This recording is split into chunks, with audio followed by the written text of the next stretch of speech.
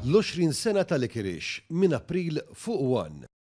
It-trade unionista u kandidat laburista l-elezzjonijiet tal-Parlament Ewropew f'Ġunju li ġej, Jesmond Marshall, ħabbar li tingħataw l-aħħar pagamenti lil dawn l-eks ħaddiema tat-Tarzna li kienu mardu minħabba li tul il-ħidma tagħhom kienu ġew esposti għall-asbestos.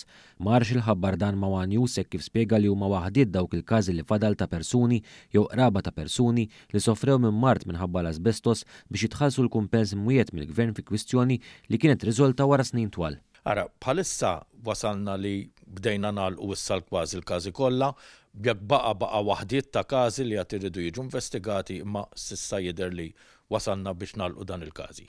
Gvern Laburista kien introduċa din l-iskema ta' kumpens lura fil-budget tal-2021. L-impenn kien li minflok l-individwi mill-qotin jew qrabathom ikollhom ifittxu kumpens bil-qorti, proċess li jista' jdum ħafna iżjed snin, jingħataw kumpens barra l-qorti. Is-Segretarju tat-Taqsima Metall u Kostruzzjoni fih dan il-General Workers Union spjega wkoll kif b'kollox mal-500 persuna se jkunu ħadu l-fondi permezz ta' din l-iskema. Dina kienet skema għal ħalleks ħaddiema tat-Tarzna li mardu jew mietu bl-asbestos. Issa ġeneralment ħafna drabi ġew il-familjari tagħhom għax daw ġew nieqsa sfortunatament, dina ilha ongoing l-aħħar 4 snin. Kienet għalqet l-iskema fi-2022 u minn dakinhar law ġifieri naħseb ħadu fondi madwar 500 ruħ.